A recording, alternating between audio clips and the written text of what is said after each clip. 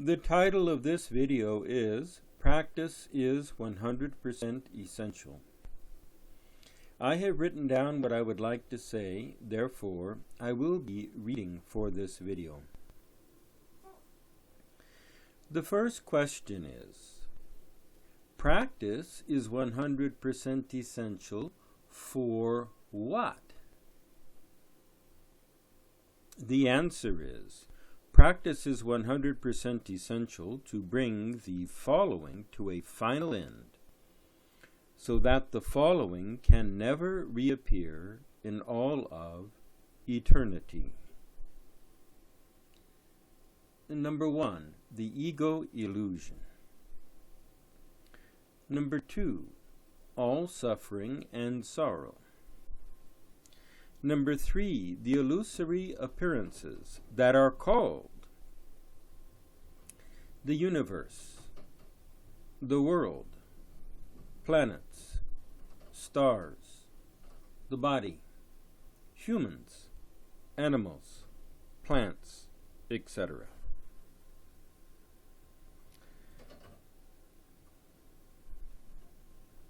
The following is from the chapter on practice from the book How to Practice the Teachings. Number 1, the self remains eternally the same. Number 2, in reality, you are the self now. Number 3, spiritual practice does not affect the self. Number 4, spiritual practice does not exist in the self. Unless otherwise noticed, the word self is always going to mean self with a capital S, which is the true infinite self, not the individual self. All 4 of the above teachings are true. There is a common mistake people make when they see one or more of those 4 teachings. The mistake is to conclude that practice is not necessary. You can call this a mistake or a misapplication of the teachings, or misplacing the teachings, or misunderstanding the teachings. This mistake is not an accident. This mistake is a strategy of the imposter self to preserve its imaginary identity.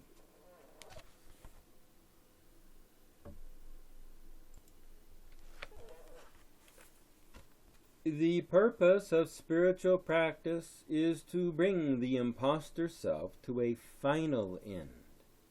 That is the purpose of spiritual practice on this direct path of awareness. That is the purpose of spiritual practice on this new, unique path to Manonasa. The purpose of spiritual practice is not to gain the true self. The purpose of spiritual practice is to bring the appearance of suffering, illusion, the world, the universe, and the imposter self to a final end. Practice is essential for that.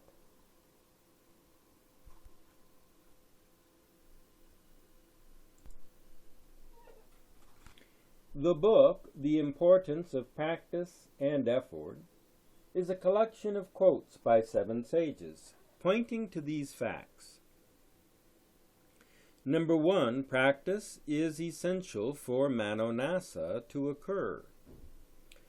Number 2, Manonasa will never occur without practice. Number 3, the cause for Manonasa is always practice.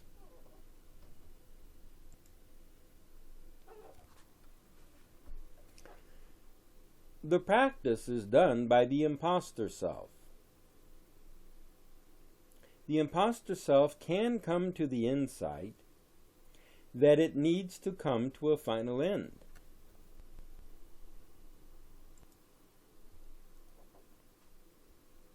Then, if the extremely intense desire for that ending is awakened, the imposter self will practice until it comes to a final end. Ending the body will not bring the imposter self to a final end.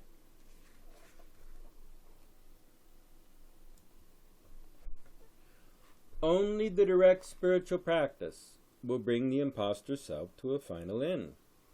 It is correct to think of ending the imposter self as a goal to be achieved. Both the practice and the final end of the illusion will occur within the illusion.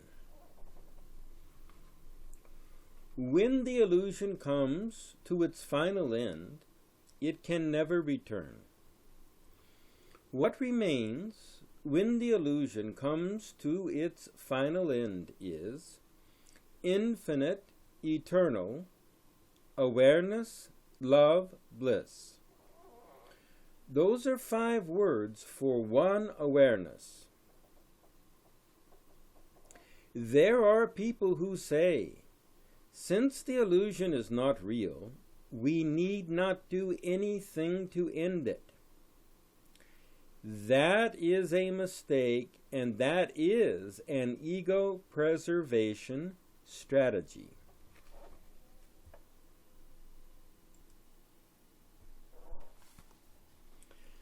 The purpose of practice is to make the appearance of the illusion end forever, to end the appearance of the dream. It is true that the illusion is not real. The question is, are you still perceiving the dream? The purpose of spiritual practice is to end the dream. The purpose of spiritual practice is to stop dreaming.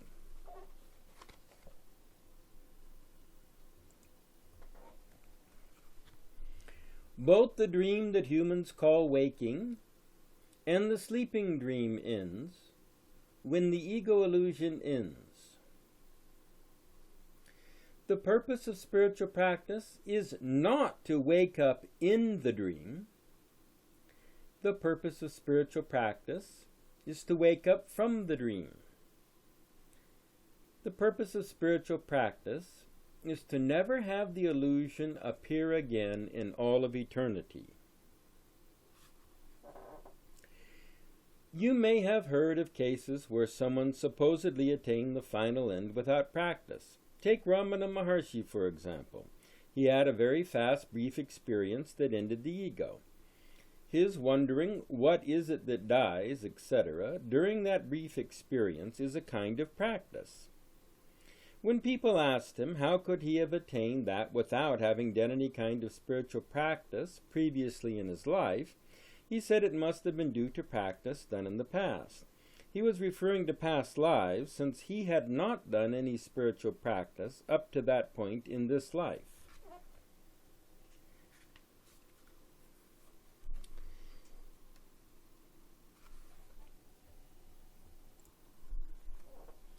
In the book, The 7 Steps to Awakening, the sages place heavy emphasis on the importance of practice.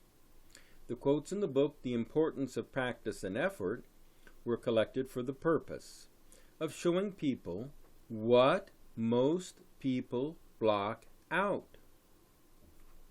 The author of the Direct Means to Eternal Bliss book also places great emphasis on practice.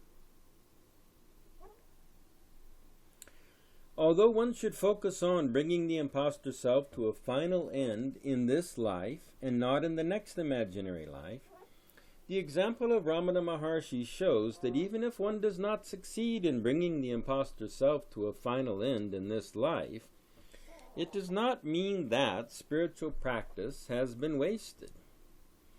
In other words, Ramana Maharshi was able quickly and rapidly to bring the imposter self to a final end in this lifetime. It shows that his spiritual practice in his last lifetime was not wasted.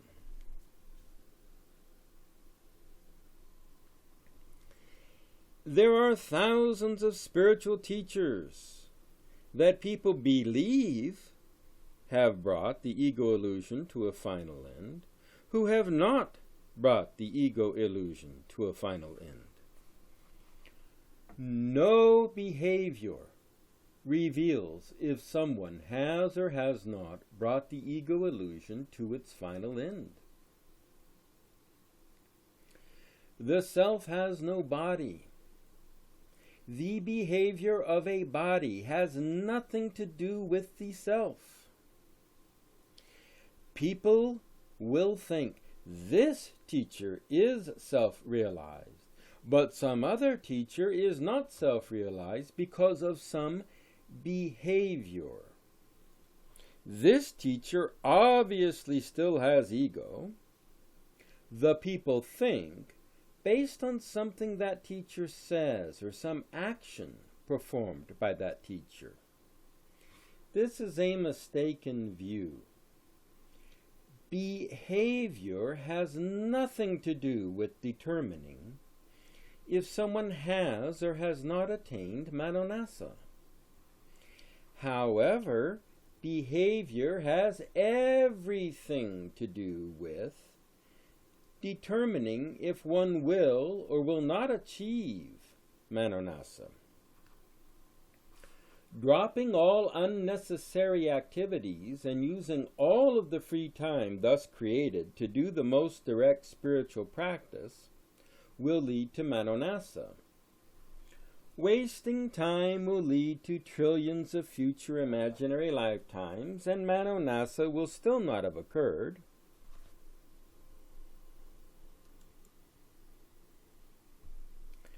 It is best to stay away from teachers who exploit their students. It is best to stay away from teachers who ask their students to do something immoral or illegal.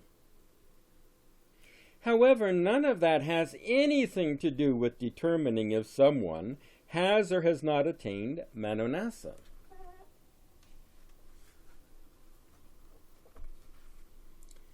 In 2003, I received this email from V. Ganeshan, the grandnephew of Ramana Maharshi.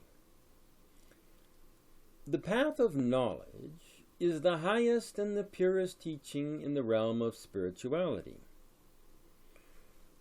To remain ever as the non-dual self is the essence of the path of knowledge.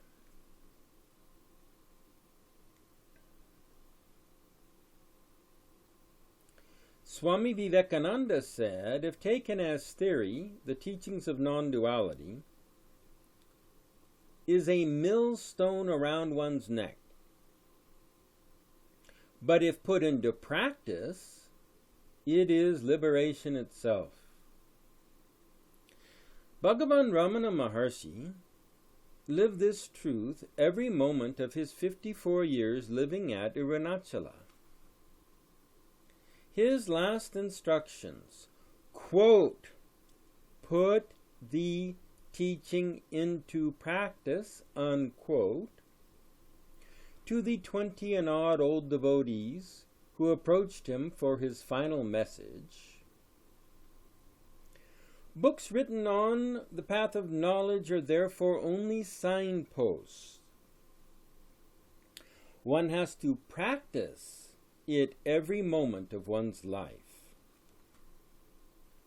Bhagavan Ramana Maharshi, when asked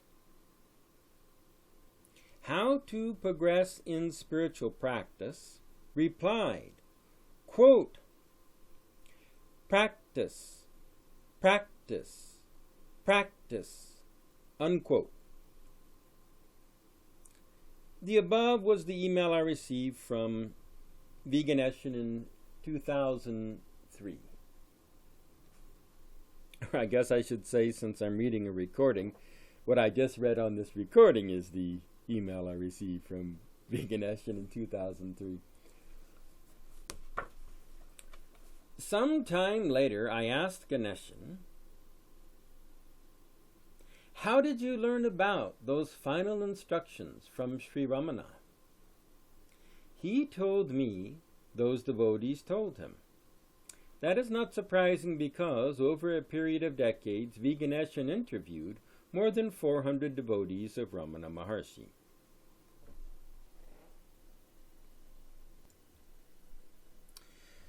Those of you who have collected beliefs that would indicate that practice is not essential for the attainment of Manonasa, collected from one or more of hundreds of teachers who are teaching that. You probably have not really been able to hear in the sense of actually receive anything that has been said so far on this recording, because the ego illusion probably will not allow you to. However, here's another opportunity, because I'm about to read quotes by the sages.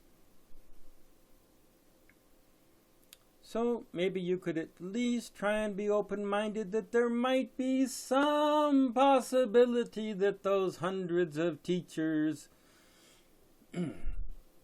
are actually serving the ego illusion. And that's why they're teaching that practice isn't essential. Oh, it is so obvious.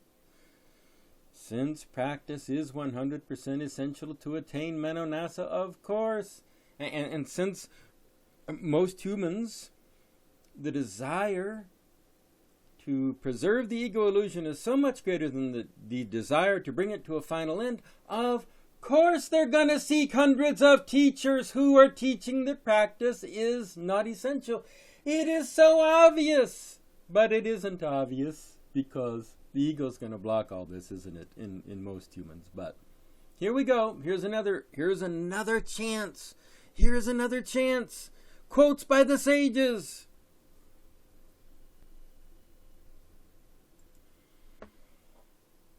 The book, The Importance of Practice and Effort, is a collection of quotes by the following 7 sages. Number 1, Nisargadatta Maharaj. Number 2, Ramana Maharshi. Number 3, Vasistha. Number 4, Adi Shankara. Number 5, Muruganar. Number 6, Sadhu Om. Number 7, Anna Malay Swami.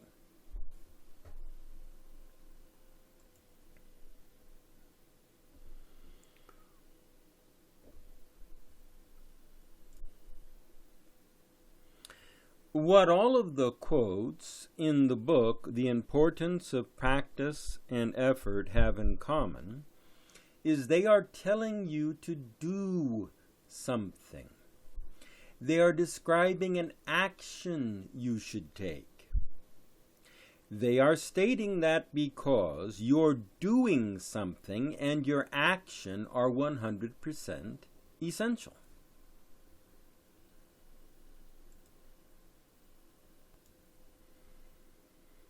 I will read a small number of quotes from the book, The Importance of Practice and Effort.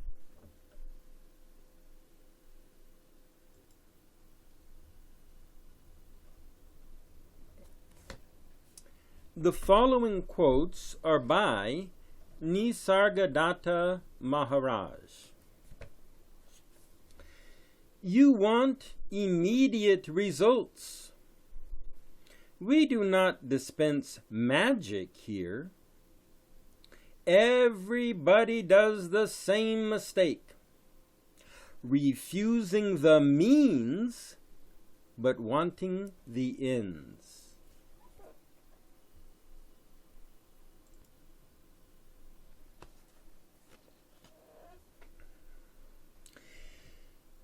Merely talking about reality without doing anything about it is self-defeating.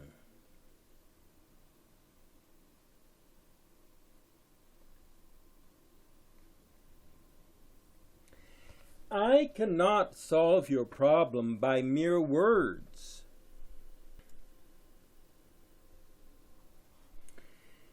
You have to act on what I told you and persevere. It is not right advice that liberates, but the action based on it.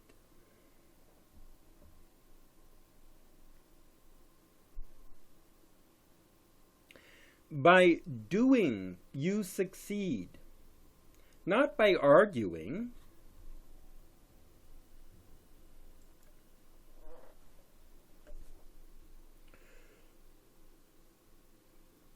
No university can teach you to be yourself. The only way to learn is by practice.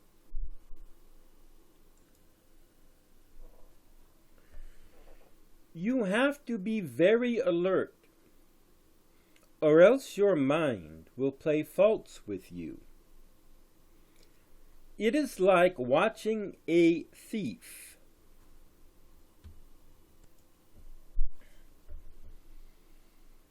Not that you expect anything from a thief, but you do not want to be robbed.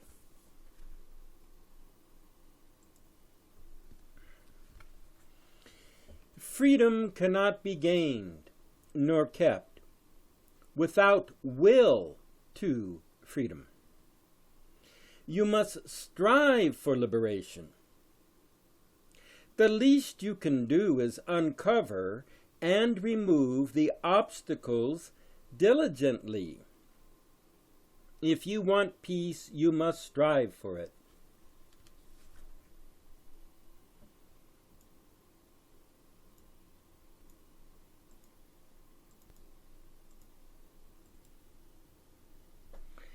Action is a proof of earnestness.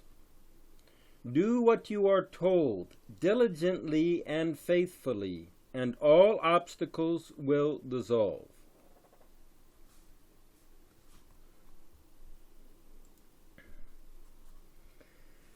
The very facts of repetition, of struggling on, and of endurance and perseverance, in spite of boredom and despair, and complete lack of conviction, are really crucial.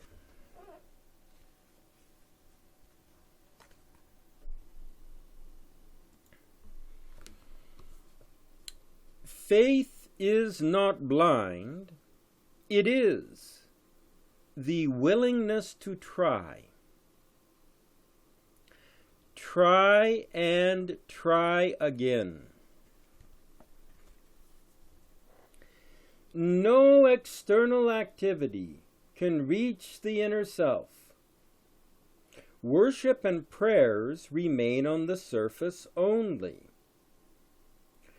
To go deeper, meditation is essential. The striving to go beyond the states of sleep, dream, and waking.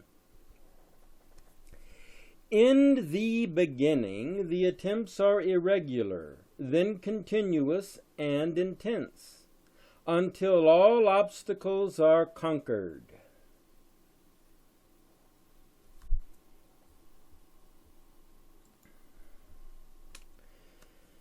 Try. One step at a time is easy. Energy flows from earnestness.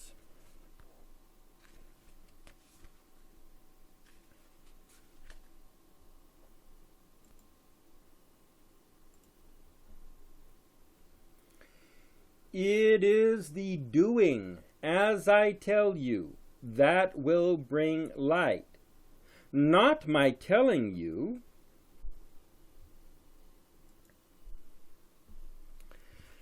All you need to do is to try and try again. The all-important word is try. Allot enough time daily for sitting quietly and trying, just trying to go beyond the personality.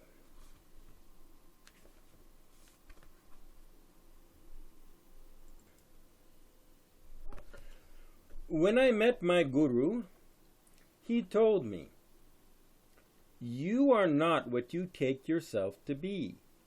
Find out what you are.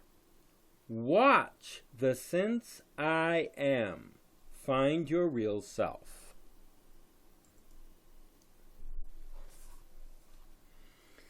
I obeyed him because I trusted him. I did as he told me. All my spare time I would spend looking at myself in silence. And what a difference it made, and how soon. It took me only 3 years to realize my true nature. My guru died soon after I met him, but it made no difference. I remembered what he told me and persevered.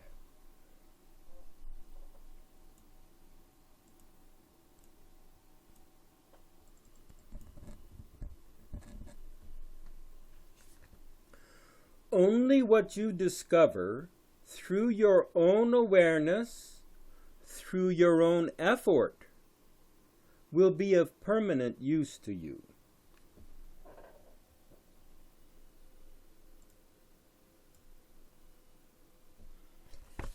The following quotes are from the Yoga Vasista. When there is notion of creation, the creation seems to be. And when through self-effort there is an understanding of non-creation, there is no world.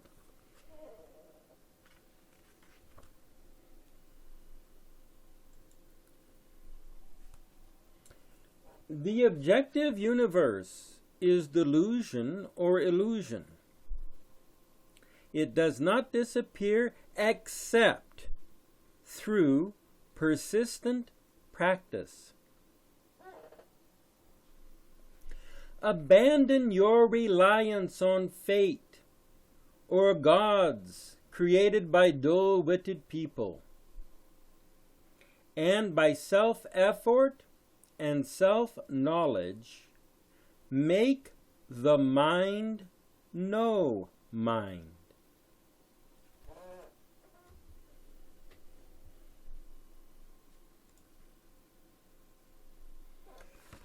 So long as one does not subdue the mind with the mind, one cannot attain self-knowledge.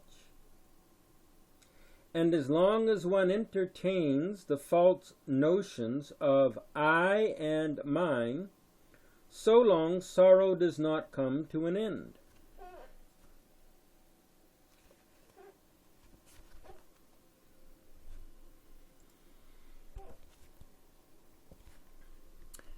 Tranquilize the mind with the help of the mind itself. Forever abandon every form of mental agitation. Remain at peace within yourself, like a tree freed from the disturbance caused by monkeys.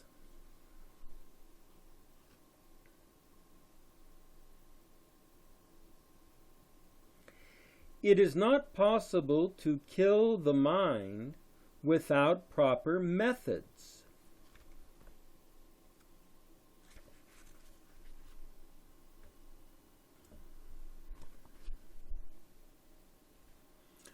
All these notions exist in the mind. Subdue the mind by the mind. Purify the mind by the mind. Destroy the mind by the mind.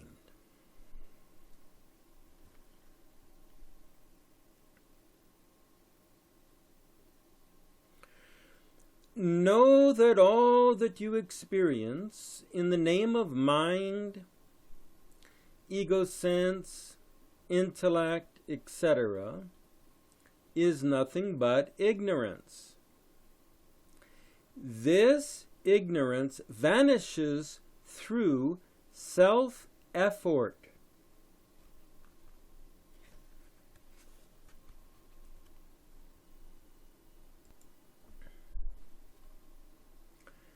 There is no power greater than right action in the present. Hence, one should take recourse to self-effort. One should never yield to laziness, but strive to attain liberation, seeing that life is ebbing away every moment.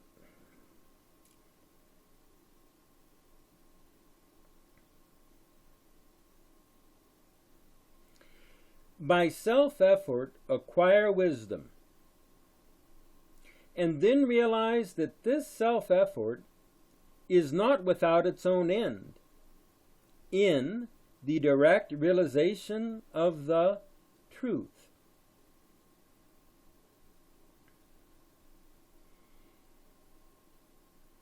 Renounce fatalism and apply yourself to self-effort.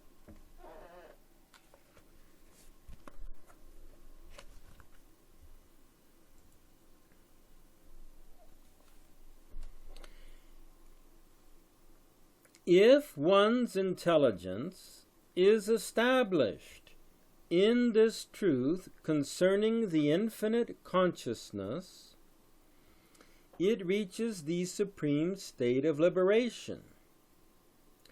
This depends upon one's own intensity of self-effort.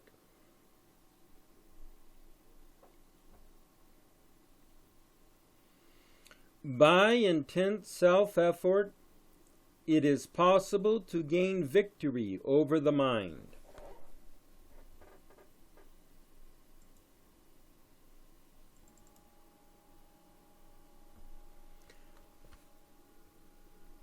Whatever might have been the origin of the mind, and whatever it might be, one should constantly direct it towards liberation through self-effort.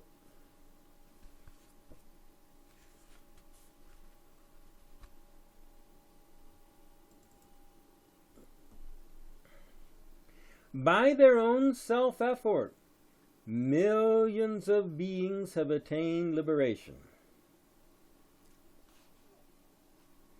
It is only by steady practice that one is freed from sorrow and experiences the bliss of the self.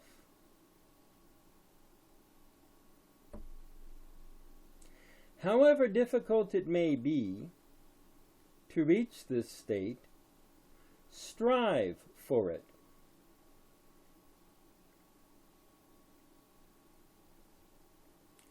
Strive to get established in that supreme state.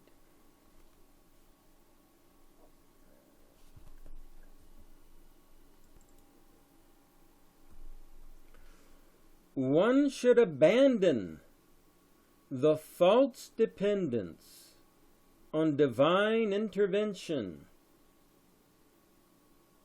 which is in fact the creation of the immature, childish mind, and with one's intense self-effort, one should gain mastery over the mind.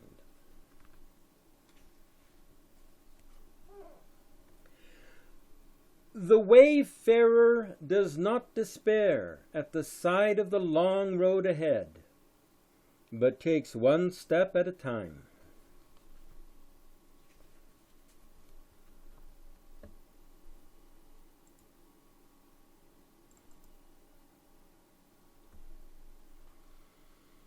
By persistent effort, the impossible becomes possible. This is the only path to salvation. One should be totally devoted to the one desirable cause. One should be instructed in the right effort for its attainment, and one should again and again engage oneself in such right action. By the right effort, ignorance is dispelled, and the ignorant become enlightened.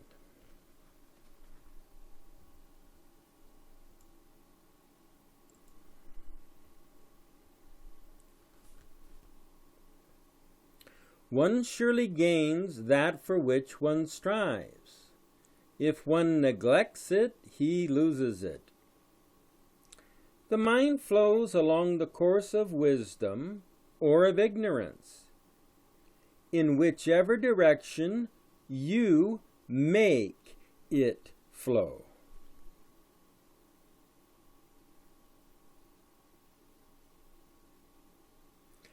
The supreme state is not attained without effort.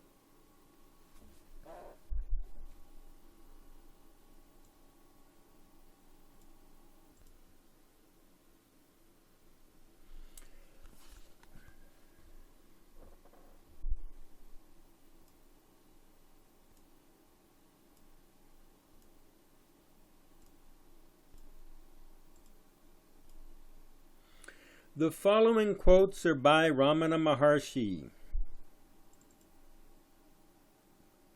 Bhagavan Sri Ramana Maharshi.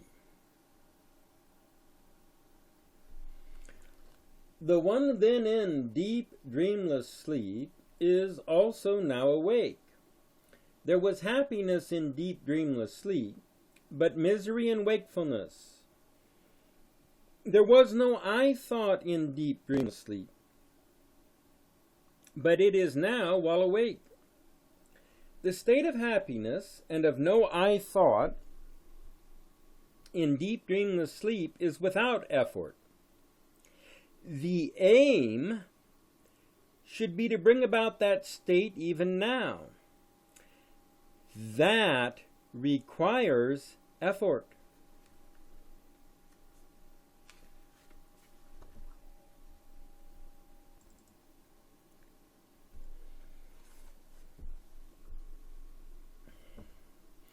Why is not that pure I realized now, or even remembered by us? Because of want of acquaintance with it. It can be recognized only if it is consciously attained. Therefore, make the effort and gain consciously.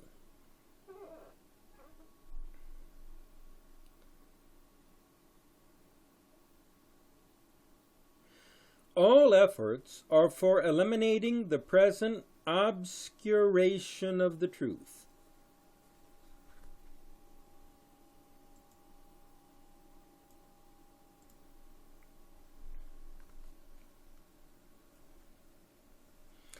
Effort is needed so long as there is mind.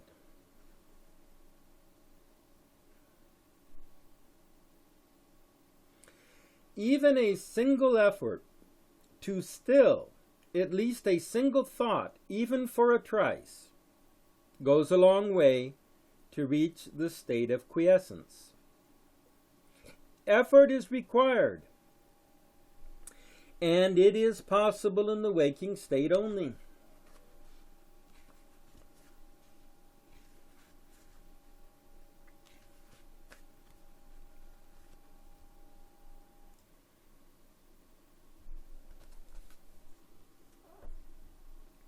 Those whom from books have learned about the truth supreme esteem themselves supreme in wisdom and fail to seek the knower and taste the bliss of self.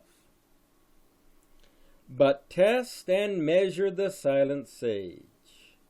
What folly this!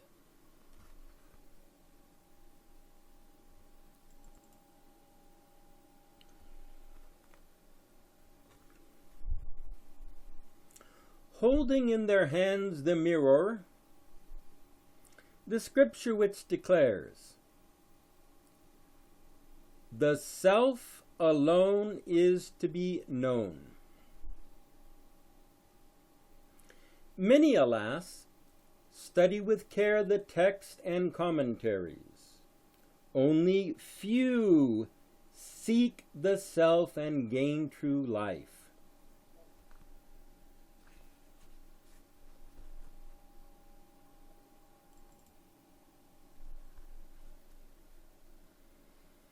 If, without wasting time, one starts and keeps up steady self-inquiry, one's life becomes at once ennobled.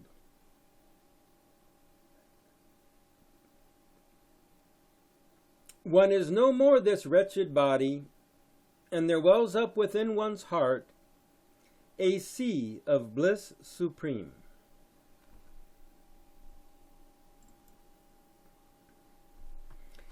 If you observe awareness steadily, this awareness itself as Guru will reveal the truth.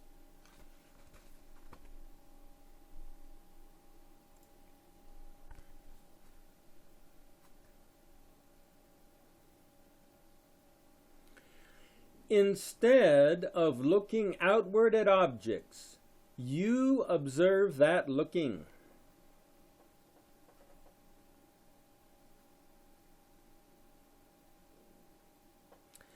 Undiluted by whatever else may come and go, unwinking, watch the self.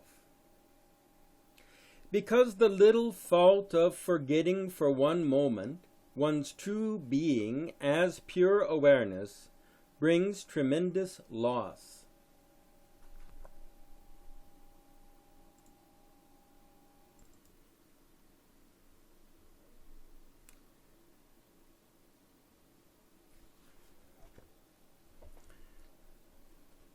The following quotes are by Annamalai Swami. The mind only gets dissolved in the self by constant practice.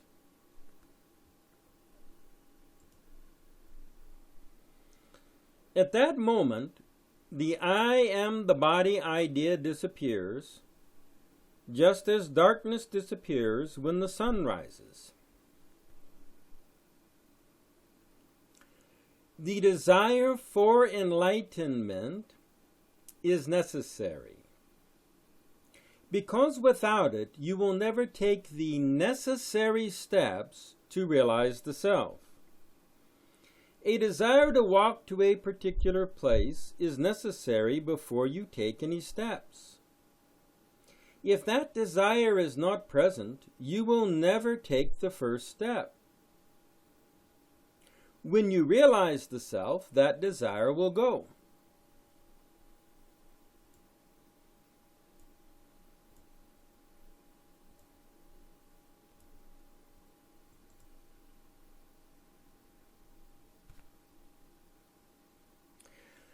Don't be discouraged by the length of the journey, and don't slacken in your efforts to get home.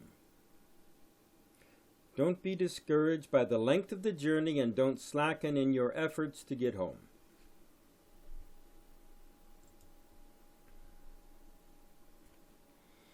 Don't waste energy on thinking or evaluating how well or how badly you are doing in your meditation.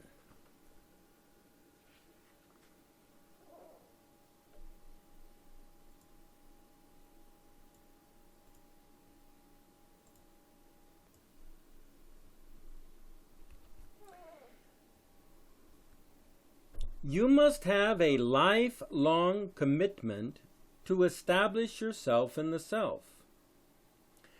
Your determination to succeed must be strong and firm, and it should manifest as continuous, not part-time effort. For many lifetimes, you have been immersed in ignorance.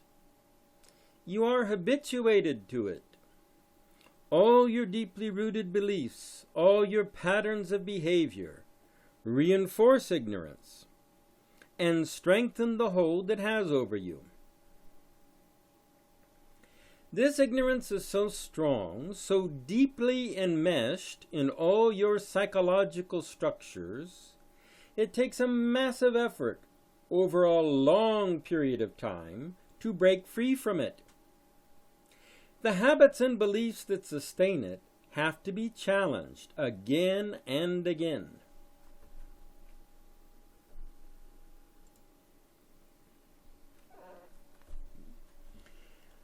You can only put your attention on one thing at a time.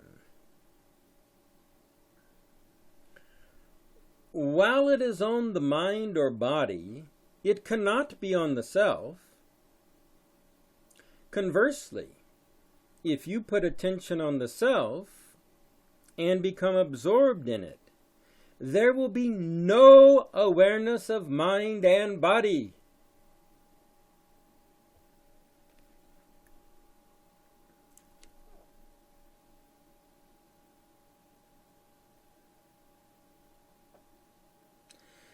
You have forcibly to drag your wandering attention back to the self each time it shows an interest in going anywhere else.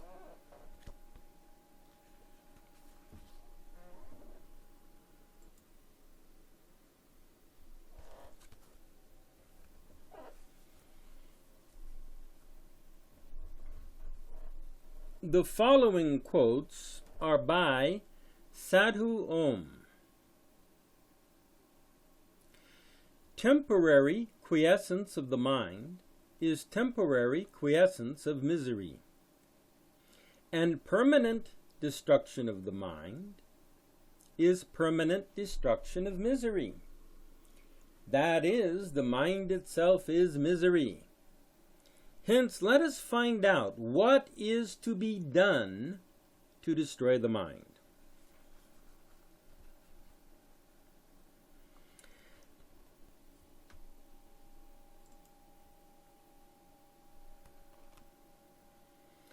Until perfect happiness is obtained, do not give up your efforts.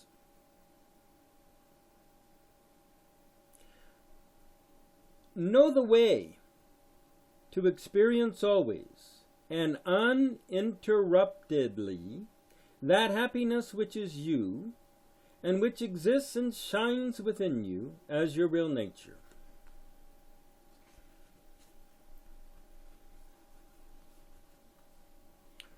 Why has it been said that one ought to make effort repeatedly to be in that state, which is our existence consciousness, and ought to abide in it with more and more love? Because until all the tendencies which drive one out of it are completely exhausted, this state will seem to come and go.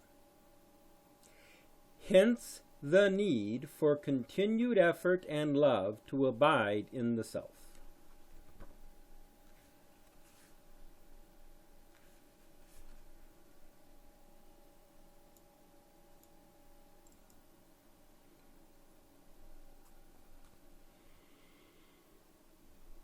The following quotes are by Adi Shankara. Through information, digging, and casting aside the stones, a treasure may be found, but not by calling it to come forth.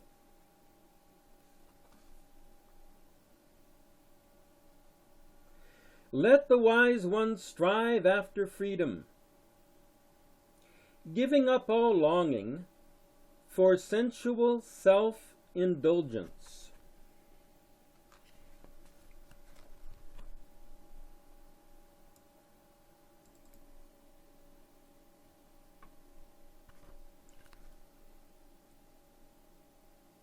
So long as even a dreamlike awareness of yourself as an individual in the world remains, as a wise person, persistently see to the removal of all ideas of additions to your true self.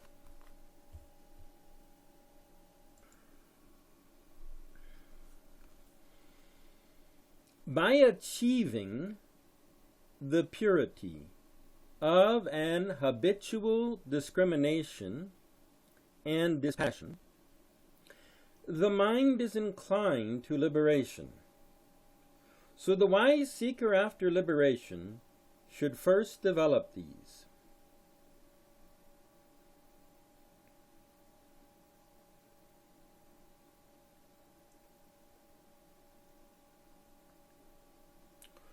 With all earnest effort to be free from the bondage of the world, the wise must strive themselves.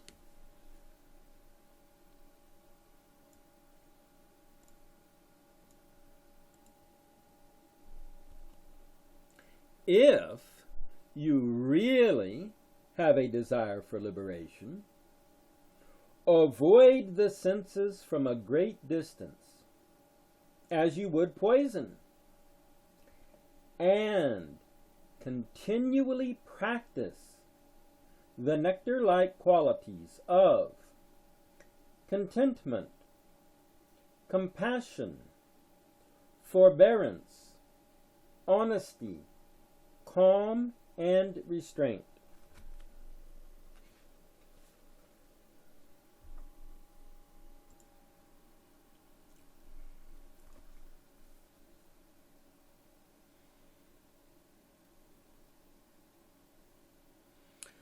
The practice of faith, devotion, and meditation are declared by Scripture to be the means to liberation for a seeker after liberation. He who perseveres in these will achieve freedom from bondage to the body, created by ignorance.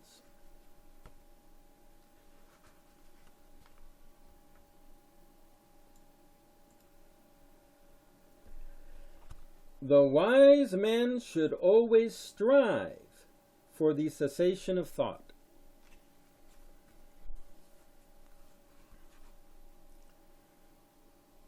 Restrain speech within.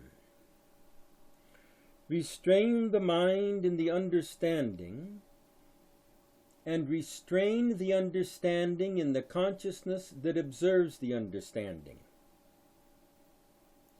Restrain that in the perfect and imageless self, and enjoy supreme peace.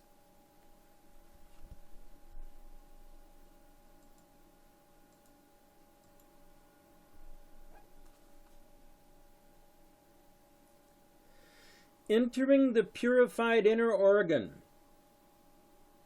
into the witness whose nature is the self, who is pure awakening, leading upward step by step to unmoving firmness, let him then gain vision of perfection.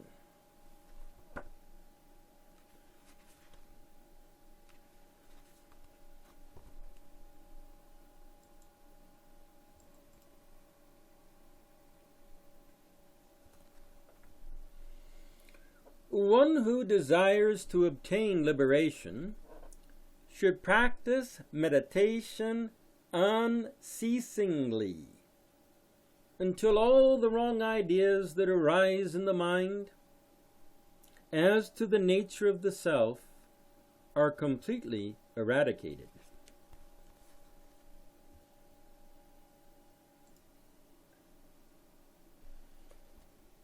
While engaged in the practice of concentration, the aspirant after liberation should be on guard against being careless.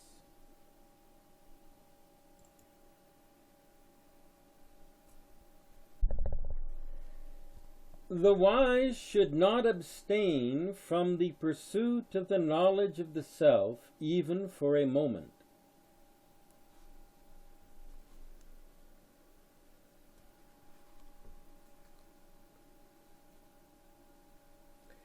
It is in the deepest concentration that all the knots of the heart are cut asunder. These knots of the heart are compact forms of desire, and ideas such as I and mine. They are the sources of unreal knowledge. When they are cut asunder, one's bondage to the past comes to an end.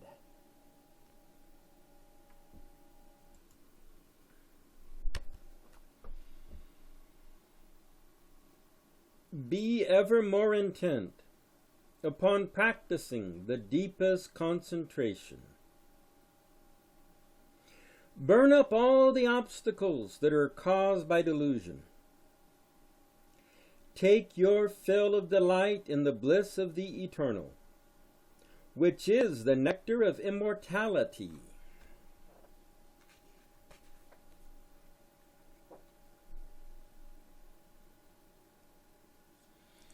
It is only in the deepest concentration that all the ripples of thought that arise in the mind are stilled, and there reigns complete tranquility.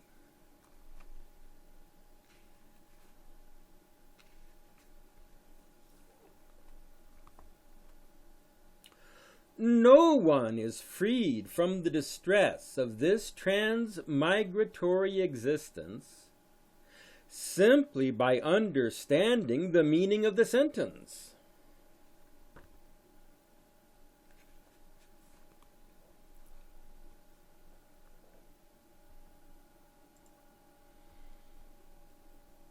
The purified mind, freed from all inherent defects, attains the supreme peace step by step.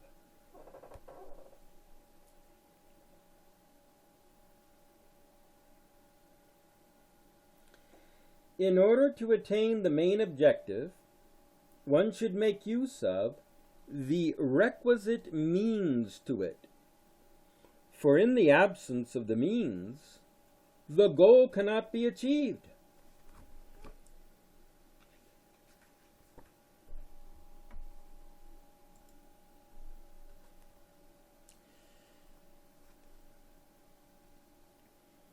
It is only by virtue of concentration that it becomes possible for one to attain one's goal.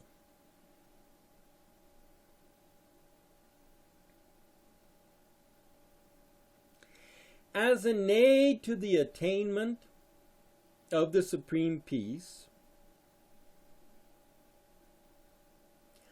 concentration stands unexcelled.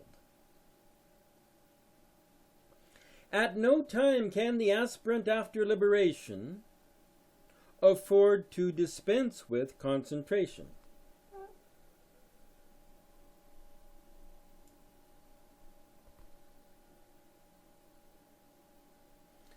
It is essential that one should try repeatedly until one frees oneself from within.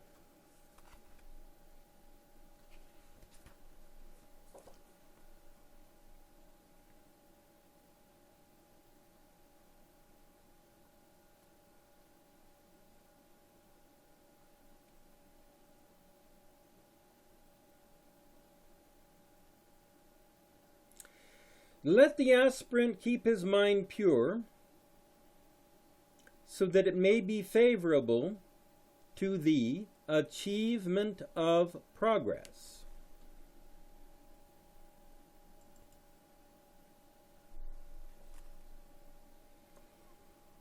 Where there is tranquility, liberation is near.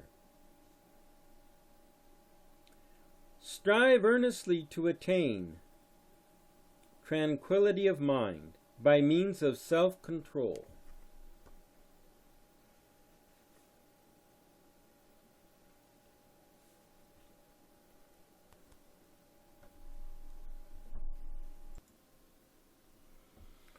What was just read was a small number of quotes from the book, The Importance of Practice and Effort.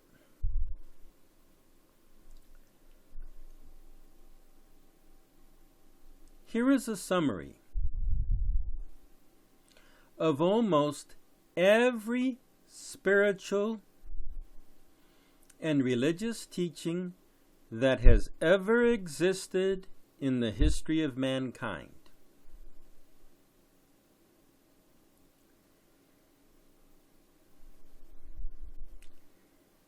The ego illusion in the spiritual teacher helps the student to feed their ego illusion. And that is why the students sought such teachers in the first place. And a great pretense that something else is happening other than what I have described. There is that great pretense.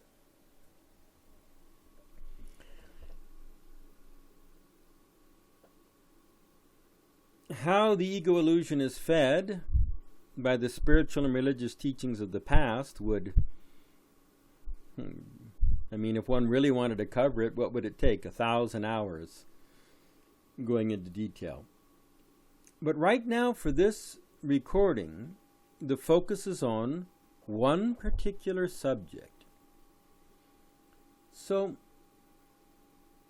the first thing to know is this idea that you don't need to practice is not new. It isn't just these hundreds of modern teachers. This goes back for thousands of years in almost every tradition, every different spiritual tradition.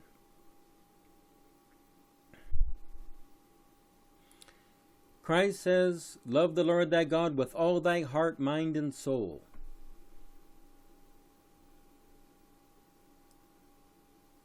Just imagine all your mind, your entire mind taken up with that. Oh, the things you would have to drop, unless you lied to yourself and says, oh, well, yeah, God is everywhere, so anything I do is really loving God. Some kind of lie like that. But oh, the things you would have to drop. He told the man, let the dead bury their dead. He went away sorrowful because he was and the rich man and who didn't want to give up his riches, and all those parables about the man and the lot, sold all he had, etc. So it was a question of all, and churchianity focused on just one thing. All you have to do is believe and you're saved. There it is. It is the snake oil salesman that appears in all of spirituality. Let me explain what I mean by snake oil salesman. So in the American Old West, a person would arrive in a town, and this person would claim to have a tonic that would cure all these diseases. And the person brought someone with him as a plant in the audience, but the people didn't know that this person in the audience was with the snake oil salesman. And this person would drink the tonic and they would be suddenly cured from a disease. The whole thing was an act. The whole thing was phony. Oh, how this is the history of human spirituality and religion. It is just snake oil salesmen. Not 100%, but so close to 100%. So close. And so, to be very specific now, here is one of the ways this manifests. It's as though you don't really need to do what you need to do to achieve your goal. Say booga booga booga 3 times. Okay, your goal's achieved. That's what the snake oil religious salesman is telling you. Booga booga booga, your goal is achieved. You don't have to do the work, don't have to do anything. So, I want to focus one more time on something. It is true you are already the true self. It is true you don't need to practice to become it. But the purpose of practice was never, ever, ever, ever to become the true self. So every time one of these hundreds of spiritual teachers keep saying that, they're distorting everything. Yeah, it's true. You are already the true self, and it's true that you don't need to practice. But oh, what a diversion and distortion to keep repeating that. You know what this is what you should say back to these hundreds of teachers. Yeah, that's right. You don't need to practice to become the true self. Quite true. And you don't need to practice to make camels fly. But that also was never the purpose of spiritual practice. You don't need to practice to learn how to blink your eye. But that also was never the purpose of spiritual practice. So what? You're already the true self and you don't need to practice. That was never the purpose of practice. The purpose of practice is to bring the ego illusion and its dream of a body and a world and a universe, etc., to a final end, to end the dream. That was the reason. And so, of course, people aren't going to practice because almost no human wants the dream to end.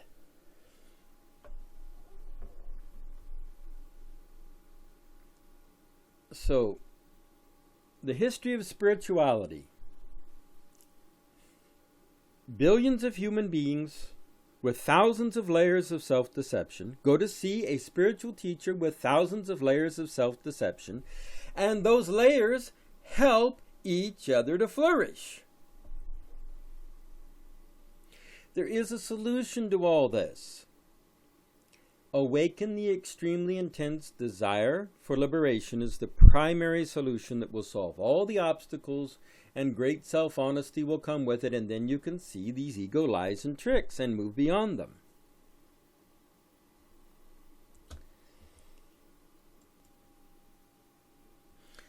I know that the majority of people are not going to be able to see the truth of almost anything being pointed towards in this recording.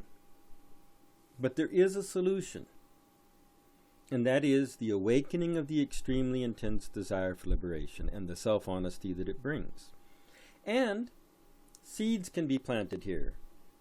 So maybe a person won't see it now, but the seed may sprout someday.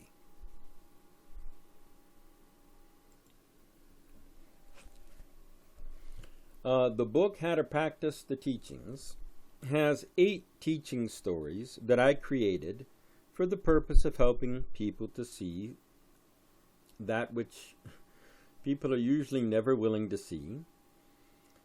Some of those stories were for the purpose of pointing out how the mind avoids spiritual practice. And one of those stories is called Two Men and the Well. So I'm going to read the story Two Men in the Well to you, and this is yet another opportunity to see what I have been pointing out on this recording, because this is on the exact theme, exact subject of this recording, which is that practice is 100% essential, why people don't want to see that, and the importance of practice and effort, etc.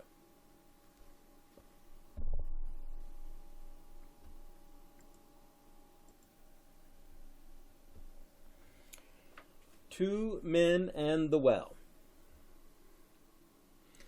Once upon a time, in the land of fictional characters, created to reveal certain valuable lessons, there was a man named Scared, who was very afraid of water. Scared wanted to dig a well.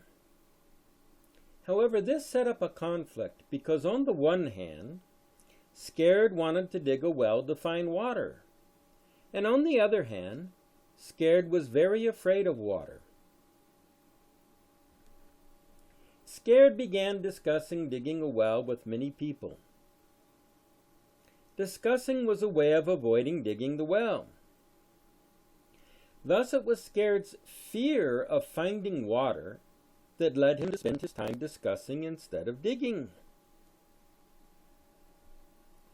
Almost all of the people Scared discussed digging a well with were also very afraid of water, and therefore they had developed many ways of avoiding digging a well. They were pretending to be discussing how to find water, when what they were really doing is helping each other avoid finding water.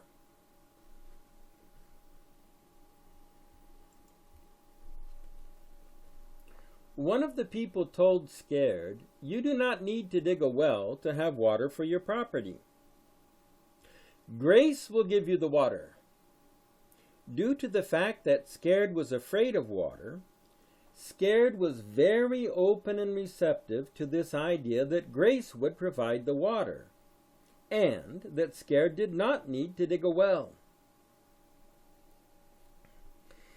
10 years passed as Scared waited for Grace to provide the water. Grace did not provide the water. Scared was having a conversation with someone else who told him that the best way to dig a well is to use magic. Because Scared was very afraid of water, Scared was very open and receptive to this idea that he did not need to dig a well because magic would dig the well for him. 10 more years passed while Scared learned all about magic and tried to use magic to bring water to his property. Magic did not provide the water.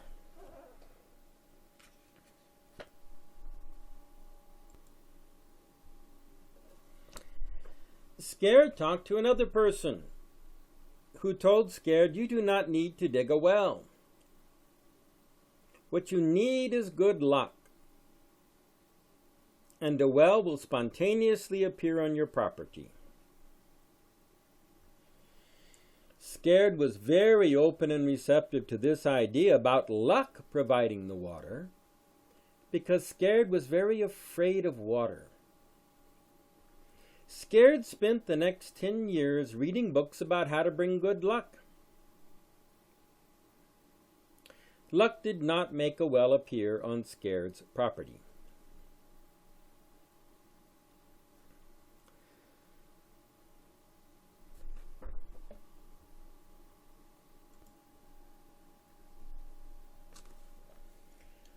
Scared was talking to another person who told him that there is nothing you can do about either digging a well or not digging a well. Your karma will determine that. Your fate or destiny will determine that. If it is your destiny, it will happen. If it is not your destiny, it will not happen.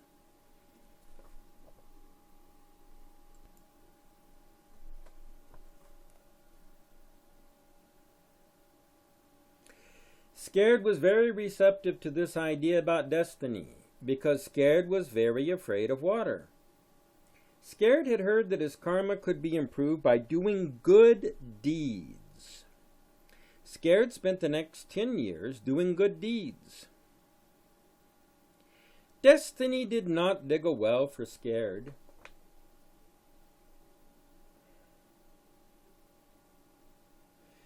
Scared was talking to another person who told him, "You do not need to dig a well. What you need to do is to pray to the great God Stinky Boodle Noodle. The great God Stinky will provide the well for you." Scared was very open and receptive to this idea about praying for a well because Scared was very afraid of water. Scared spent the next 10 years praying to the great God Stinky. Stinky did not provide a well for Scared.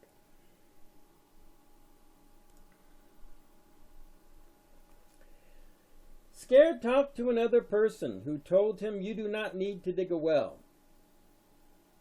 The idea of digging a well makes finding water into a goal and denies the fact that the water is already here. What you need to do is to drop the idea of the goal of finding water and remember that the water is already here.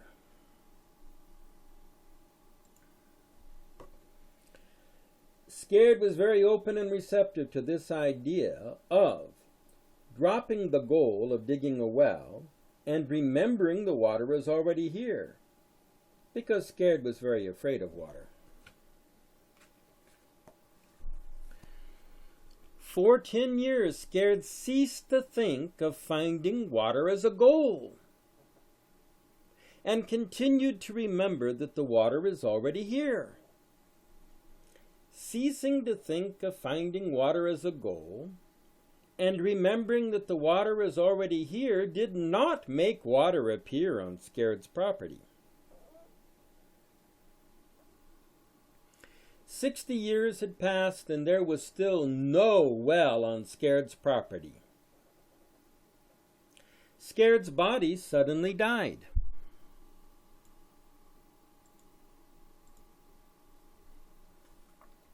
There was another man named Honest. Honest had the idea to dig a well on his property. Honest began digging. Honest never had any discussions with people about digging a well because Honest did not have time for discussions, since Honest was using all of his free time to dig the well. Honest had dropped all of his unnecessary activities to create more time for digging his well. Honest succeeded and had a beautiful well that provided him with water forever.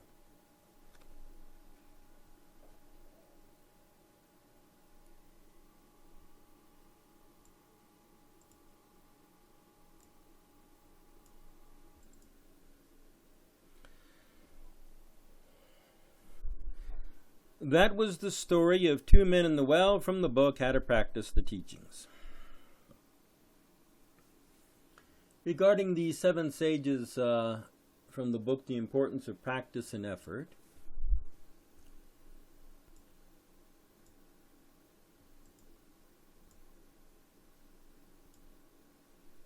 people who study the teachings of those 7 sages tend to focus on quotes that do not emphasize the importance of practice and they do not contain practice instructions. I mean, they're studying the teaching of those sages in some other source other than the book, The Importance of Practice and Effort, which gathered together those type of quotes. And people who study the teachings of those 7 sages from various sources tend not to notice or remember quotes that are about the importance of practice and effort and that contain practice instructions. The reason for that is that in almost all humans, the desire to continue the ego illusion is much greater than the desire to bring the ego illusion to a final end. Because practice is 100% essential to bring the ego illusion to a final end, and because in almost all humans, the desire to continue the ego illusion is much greater than the desire to bring the ego illusion to a final end, the ego illusion does not allow most humans to focus on and remember quotes about the importance of practice and effort, and quotes that have practice instructions.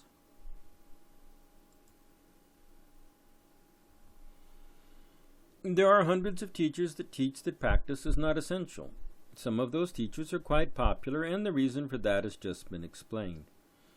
Another reason so many of those hundreds of teachers are popular is because those teachers have not brought the ego illusion, all suffering and sorrow, and the world appearance to a final end.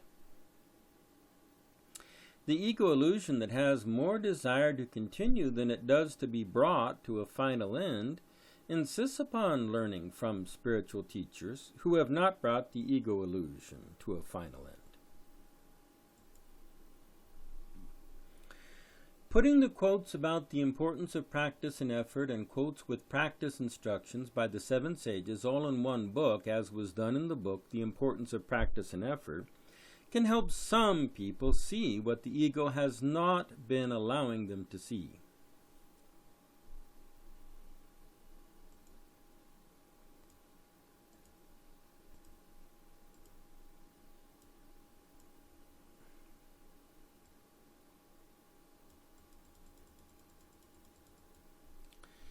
It is easy to find quotes that support the idea that practice is not essential from some of the seven sages.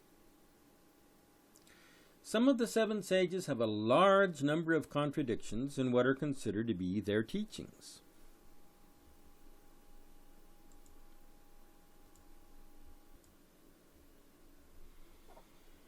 The reason for the contradictions and the reason why there are quotes by some of the seven sages that support the idea that practice is not essential was best expressed by Ramana Maharshi in quote number 34 from the book The Seven Steps to Awakening. This is quote number 34.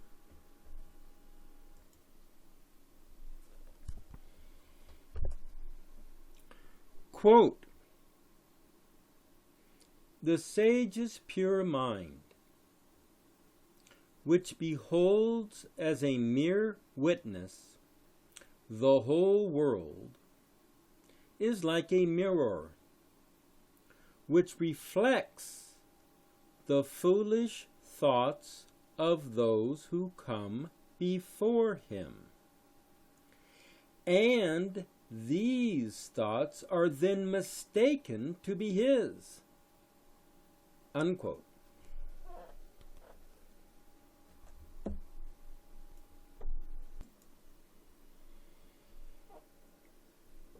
Most people assume that whatever a sage says or writes on a spiritual subject must be a part of that sage's teaching.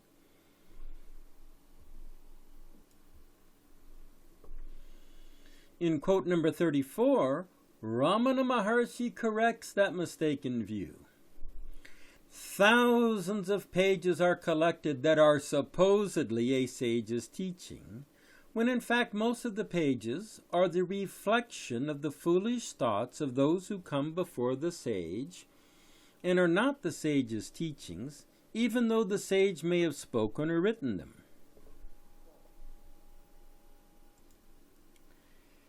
And that is the reason those thousands of pages that are mostly the reflection of the foolish thoughts of the one who came before the sage being confused with the teaching of the sage, or why you find so many contradictions, why you can easily find quotes that would indicate practice is not essential, etc.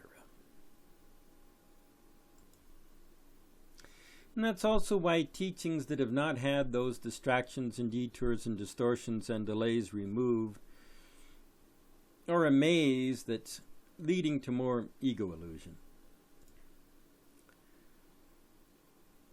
Many people who study A Course in Miracles also often tend to focus on quotes that indicate that much will be done for them.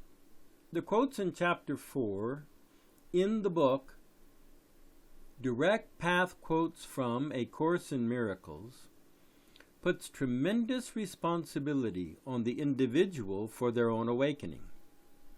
There are many quotes about the importance of the choices you make and the importance of your will and the importance of your practice.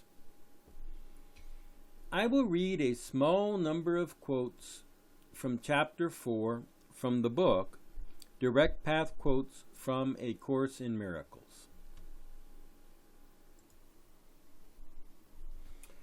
Quote number 117. "The correction of fear is your responsibility.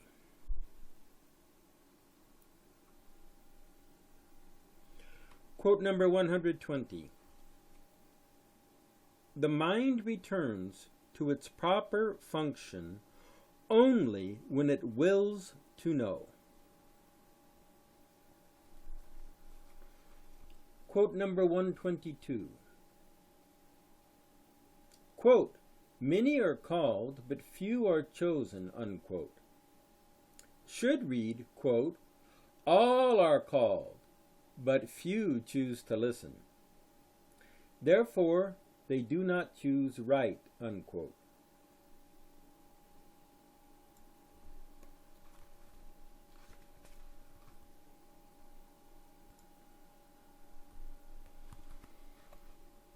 Quote 125.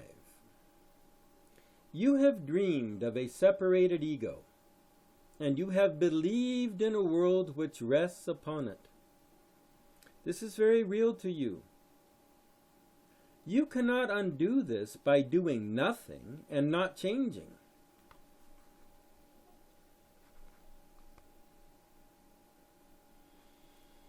Quote number 126. No force except your own will is strong enough or worthy enough to guide you.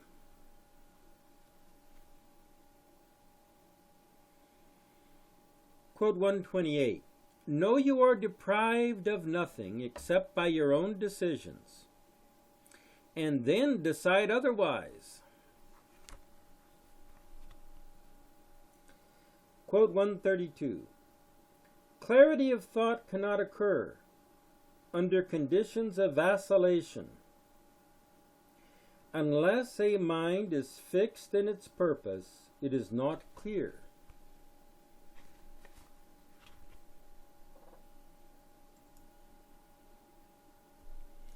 (135) In an impossible situation, you can develop your abilities to the point where they can get you out of it.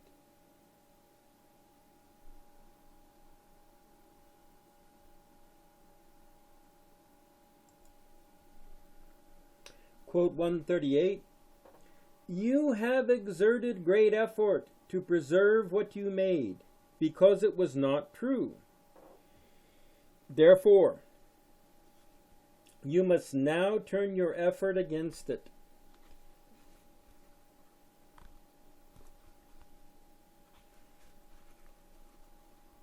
Quote 144. Without your will, you cannot be rehabilitated. Quote 151. What you have made is so unworthy of you that you could hardly want it if you were willing to see it as it is.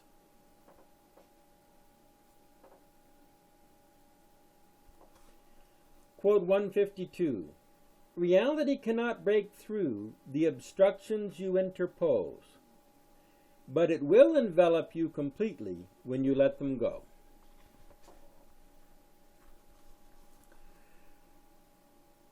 Quote 155. The power of decision is your one remaining freedom as a prisoner of this world. You can decide to see it right.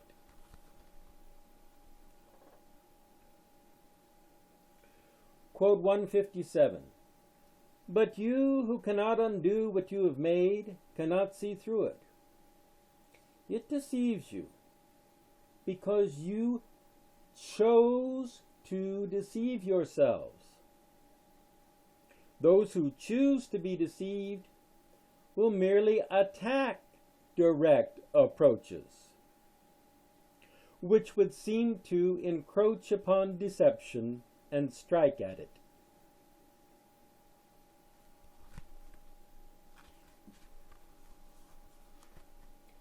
(159) The power of decision is all that is yours. What you can decide between is fixed, because there are no alternatives except truth and illusion.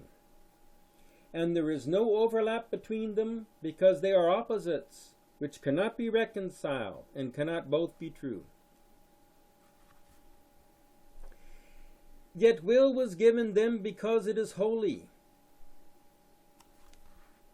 That's quote 160. Yet will was given them because it is holy, and will bring to them all that they need, coming as naturally as peace that knows no limits.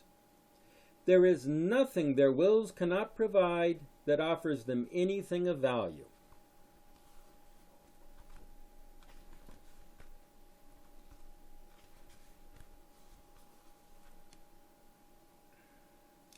It is still up to you to be willing to join with truth or illusion.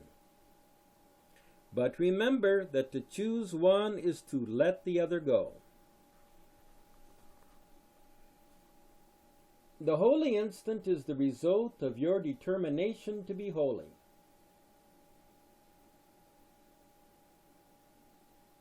It is the answer. The desire and willingness to let it come precedes its coming. You prepare your minds for it only to the extent of recognizing that you want it above all else.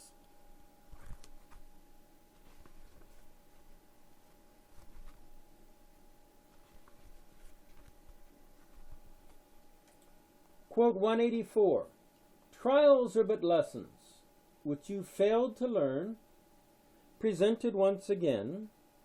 So where you made faulty choices before, you now can make a better one, and thus escape all pain, which what you chose before has brought to you. So those were some quotes, a small number of quotes from Chapter 4 from the book Direct Path Quotes from A Course in Miracles.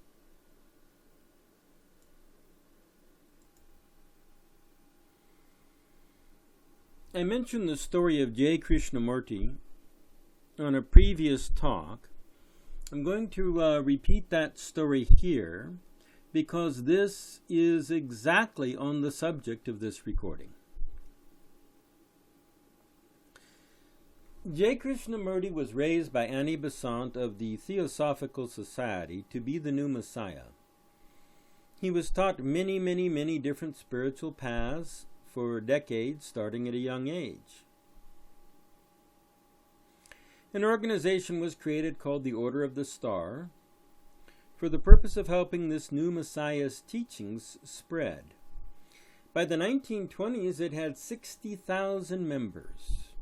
When J. Krishnamurti ended the ego illusion, which he called the Me Center, he could see that all of the spiritual paths of the past were false.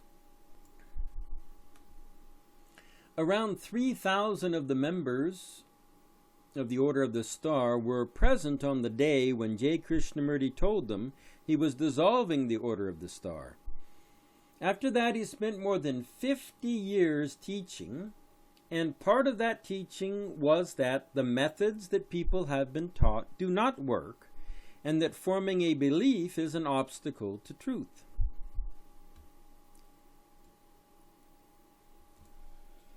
J. Krishnamurti made the error of teaching that there is no path to truth and no method that is effective.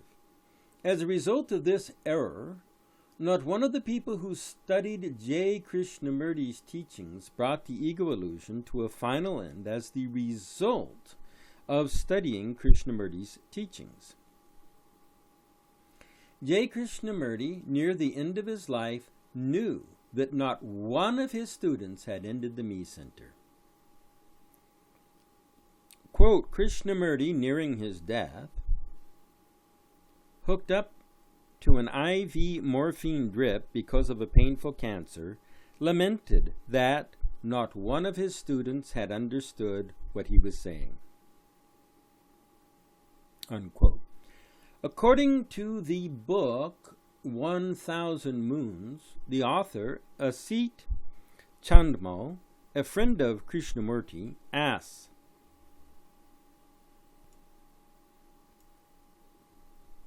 has even one single human being been transformed as a result of applying your teaching? Krishnamurti answers, the question brings tears to my eyes.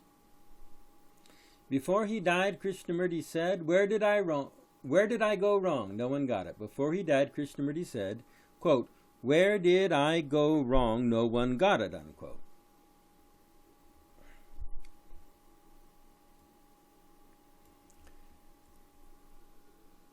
J. Krishnamurti spoke of choiceless awareness, and the observer is the observed. If he had combined those two and presented it as a method to be practiced every day, some people might have been able to bring the ego illusion to a final end. For example, quote, these are practice instructions to be practiced every day. The observer is choiceless awareness, Observe the observer continuously during your practice session, unquote. Wording does matter.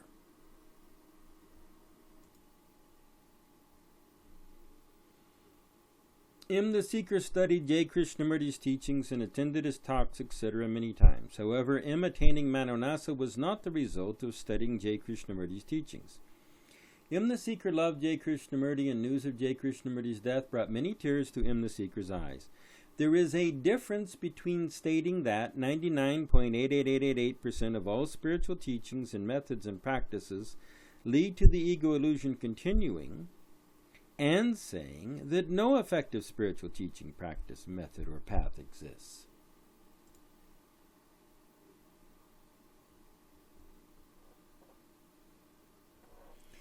I am not expecting many of those people who believe in one or more of those hundreds of teachers and teachings that teach that practice is not essential to have their view changed by having listened to this video. However, this video has planted seeds, and maybe, if some of those seeds sprout, a small percentage of them will be able to see the truth of what has been pointed out in this video. 100% of those in whom the extremely intense desire for liberation has been awakened will see the truth of what has been pointed out in this video. And they will also see that almost every spiritual teaching that has been taught in the history of humanity has fed the ego illusion and has not reduced the ego illusion.